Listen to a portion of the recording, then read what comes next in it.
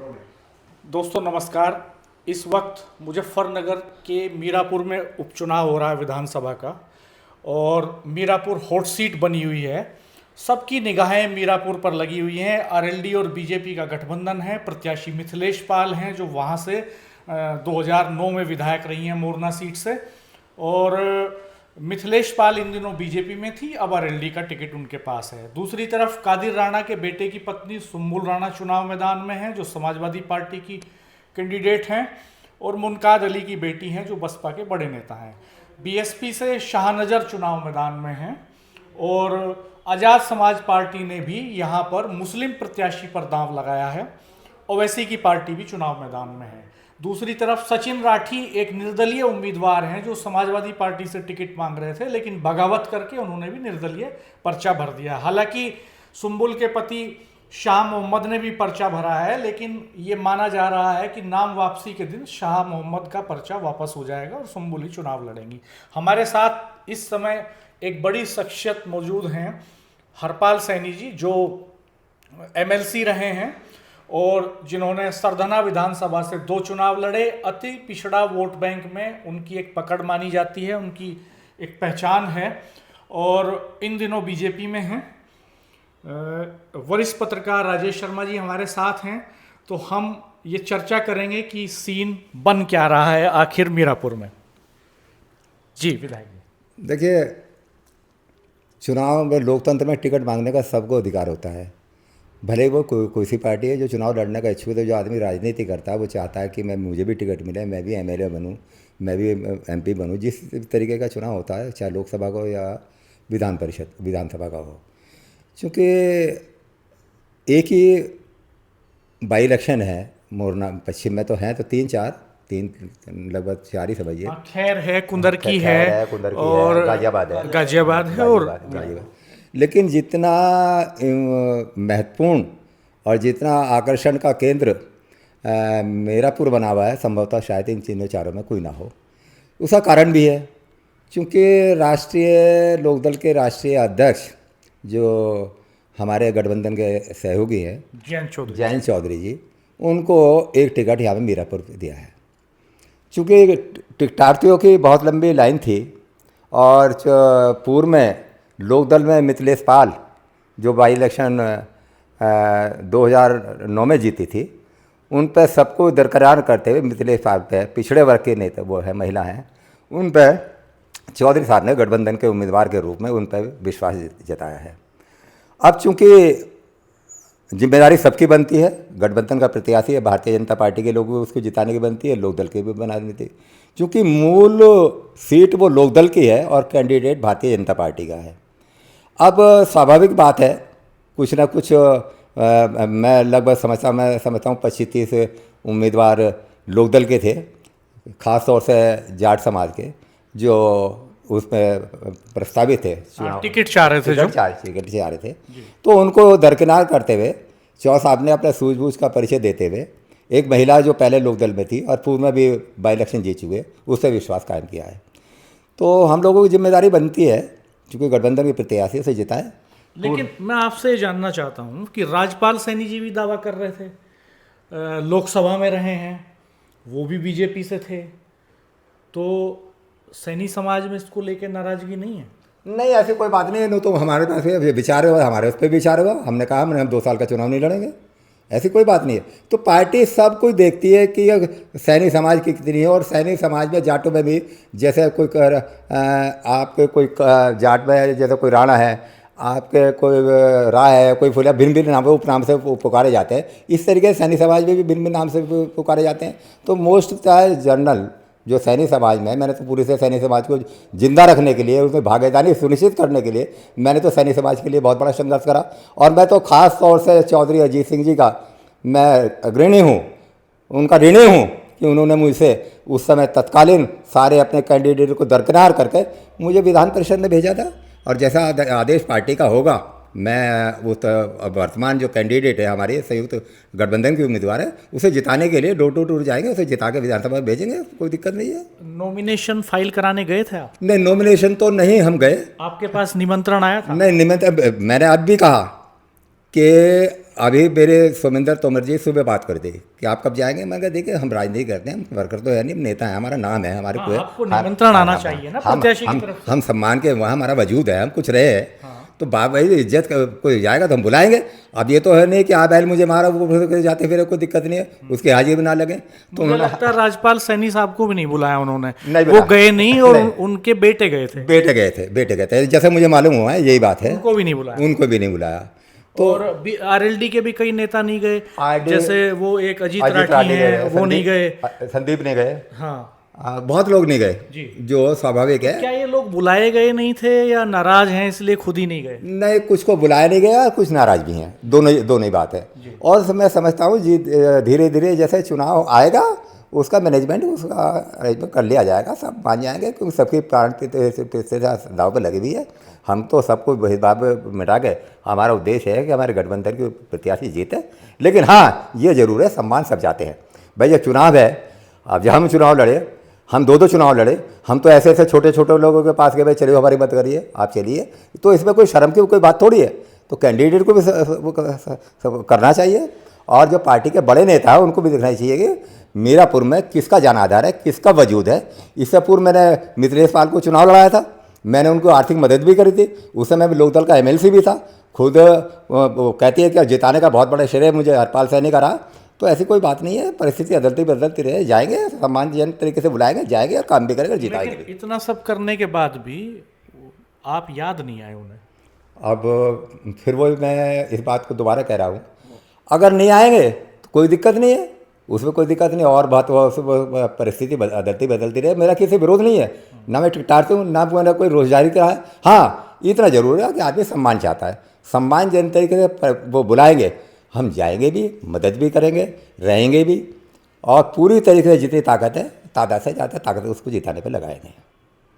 राजेश भाई साहब, आप सवाल पूछिए विधायक जी से। विधायक जी, ऐसा क्या हुआ, अब तो सरकार है, ऐसा तो नहीं कि अब जितनी भी 9 विधानसभा सीटों पर उपचुनाव हो रहा है और ये अगर सारी सीट भाजपा हार भी जाए तो सरकार तो नहीं गिर सकती, ना सरकार बन सकती।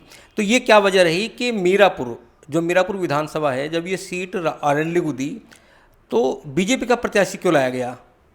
बात आपकी किसी हद तक ठीक है, क्योंकि एक गांव की मिसाल है, एक अनार 100 बीमार। टिकट तो एक था, एक को देते, जो 26 उम्मीदवार थे 25 नाराज थे। वो तो परिस्थिति बनती है। तो उन्होंने रास्ता एक बहर ये निकाला कि भाई जब गठबंधन का चुनाव है, गठबंधन का चुनाव के हम चुनाव लड़ रहे हैं, तो चूँकि अपना ना देके हम अपना भारतीय जनता पार्टी से ले, उनके वफादार भी है और पूर्व में एमएलए भी रही है।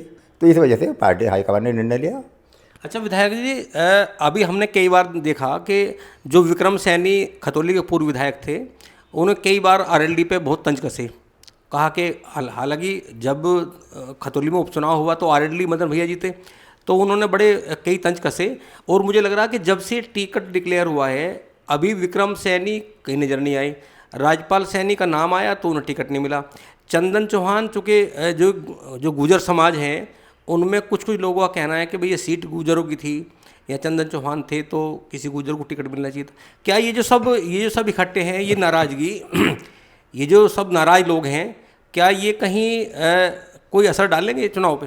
देखिए, जहाँ तक नाराज़गी और गैर नाराज़गी की बात है, वहाँ के जो मूल वोटर है, जैसे कहते हैं कि लोकदल का जो मूल वोटर है जाट है।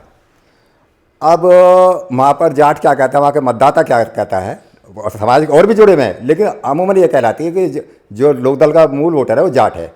अब वो कहते हैं, जाट वहाँ का मतदाता कहते हैं, जो टिकटार्थी वो कहते हैं कि हमने चंदन चौहान को जिताया, लोकदल जिताया, उसको एमएलए बनाया तो हमने बनाया, उसके घर वाले को बनाए तो हम बनाए, तो क्या हम उसको जिताने के लिए हमारा भी नंबर आएगा नहीं आएगा, इस बात का रोष था उसमें। ये है, और कोई विशेष बात नहीं है।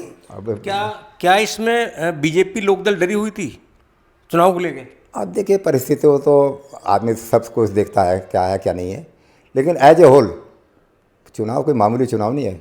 आप कहने लगे घर बैठ के चुनाव जीत जाएंगे या इसको नाराज़गी को उसको अनदेखा कर देंगे, ऐसा भी होगा तो नुकसान भी उठाना पड़ सकता है। मुझे कहने में कोई संकोच नहीं है। तो ये चुनाव बड़ी प्रतिष्ठा का सवाल है सबके लिए, पार्टी लोकदल के लिए प्रतिष्ठा का सवाल है और भारतीय जनता पार्टी के प्रतिष्ठा का सवाल है, और सबसे ज़्यादा है राष्ट्रीय लोकदल के प्रतिष्ठा का सवाल, क्योंकि एक सीट मिली उनको, इस वजह से चौधरी जैन जी की इज्जत उस पर दाव पे लगी। आपका कहने का मतलब ये है कि चुनाव बहुत कांटे का है। काटेगा, बिल्कुल निश्चित काटेगा। मैं वहाँ की डेमोग्राफी देख रहा था, 38% अदर बैकवर्ड कास्ट है, 38% मुस्लिम है, लगभग 19-20% दलित है और लगभग 4-5% के आसपास वहाँ पे जनरल कास्ट का वोट है। तो जो ये सोशल इक्वेशंस हैं ये भी आपकी बात की पुष्टि करते हैं। ये सोशल इक्वेशंस भी बताते हैं कि चुनाव बहुत कांटे का है और 1-2% वोट इधर उधर शिफ्ट होने से ही नतीजे बदल जाएंगे। असल में होता क्या है, ये बात ठीक है जो आपने कांस्टिट्यूशन बताया। जहाँ तक बैकवर्ड का और हिंदू मुस्लिम मतदाताओं का प्रश्न है, इन लोगों का वोटिंग होता है कम और मुस्लिम समाज का वोटिंग होता है ज़्यादा परसेंटेज के हिसाब से। और आखिर में हमेशा आपने देखा होगा जब भी चुनाव ऐसा हुआ होगा तो पोलराइजेशन हो जाता है। अभी आप कह रहे हैं कि 4 मुस्लिम है और 3 मुस्लिम है और ये है, डिवीजन हो जाएगा, लेकिन मुझे जहाँ तक लगता है आखिर में चुनाव पोलराइजेशन होगा, मुस्लिम इकट्ठा होगा, हिंदू मतदाता भी होगा। अगर इन्होंने थोड़ी सी भी ढील कर दी या मतदान में भाग नहीं लिया तो नतीजा कुछ भी हो सकता है।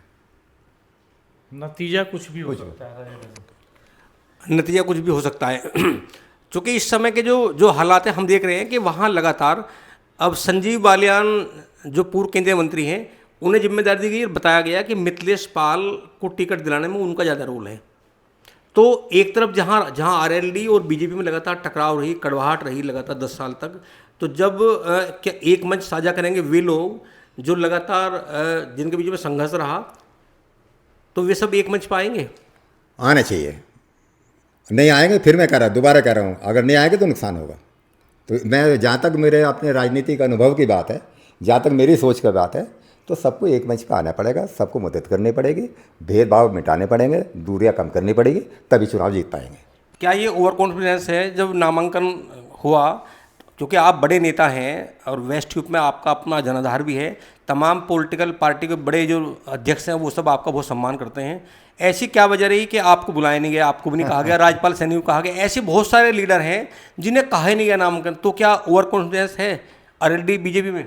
जो प्रश्न आपने मेरे से किया, कई लोगों ने मेरे से प्रश्न किया तो कहने लगे आपको नहीं बुलाया, तो मैंने ये जवाब दिया भाई नहीं बुलाया तो कोई बात नहीं है।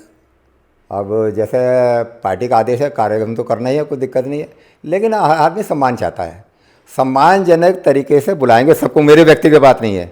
आपने कहा कि उसको नहीं बुलाया, उसको नहीं बुलाया, सबको इनको बुलाना पड़ेगा, सबको जाना पड़ेगा।